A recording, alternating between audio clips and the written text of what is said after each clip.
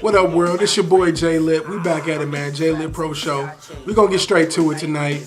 This is the review of the Jadakiss mixtape, Consignment. Now, we all know Jada ain't dropped a full album since '09 with The Last Kiss, but he's back with another mixtape banger. This is definitely a strong product to me because Jada is one of the most authentic rappers from the 98 to 2008 decade, basically. You know, with the Rough Riders, with the D-Block, Jada has stayed consistent, and that's what we respect about him. However, with this mixtape, we got a little bit of grievances. I'm gonna just go through it. I got a couple notes here. So basically 19 tracks, one intro, so it's not a real song, and we got the outro, which is basically an interview. It leads to a prelude to the next album. It basically goes into how he doesn't think that he can have best of Jadakiss yet because he don't think that he's had his best album yet. So, you know, we got to be on the lookout for that, I guess. Basically, you know, listening to the album from a producer standpoint, because, you know, me, J-Lip, CEO Music, I'm a producer, and, you know, just from a beat making standpoint, he had, I would honestly say, 75% stellar beats, 25% garbage beats. I mean, shit that he really should not have on a mixtape when he's trying to reemerge himself into the popular domain.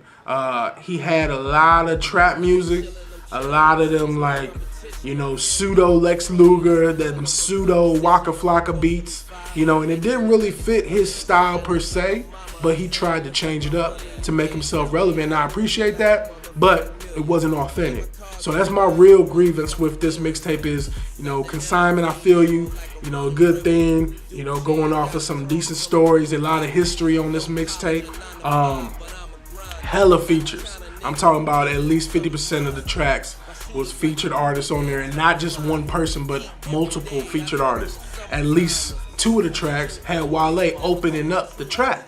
I have a problem with that because as a Jada fan, I feel like he's already paved the way for young niggas in the game. So why are you allowing these new hot cats to basically open your track for you when you should open your track? You know, there's tracks where Wale is opening up twice and Jada's on the hook. You know what I'm saying? Like, why are you on the hook, nigga? You are who you are. You should bust that bitch open, start spitting, blah, blah, blah, blah, blah, and then let them niggas come in on the second verse or even the third verse. You know what I'm saying? Like, Jada goes in when he really gets into that lyrical zone. I appreciate that. But when he lets these young cats, I was so disappointed to hear Future. You know, this dude is not God, not did magic. I don't know. You let that nigga that did that gibberish song get on one of your tracks. You let Gucci, like, y'all on 2 different playing fields, and you allow Gucci to get on your track. Like, come on, Jada, you can do better. I will even go as far as to say, nigga, you shouldn't have had Lloyd and Banks on your shit. Like, Lloyd Banks with that, like that little noise break right there.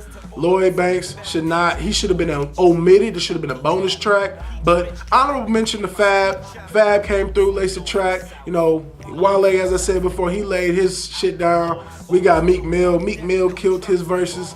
I mean, we got and Styles P. Word to Styles P, man. You know, 2/3 of D-Block, man. Where you at, Sheek Luch? Where you at? But meanwhile, basically, shit, what we got? Niggas, I got on the Gucci thing. That shit really burns me in my soul. Like, nigga, for real, Gucci, man? No, nigga.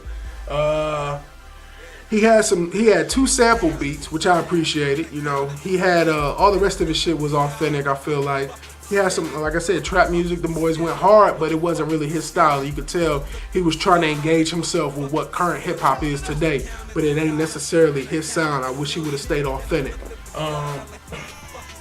He had some samples. He used a sample from Big. Rest in peace, Big. Word to Big. He had a sample from Jeezy, and then Jeezy came and laced the verse.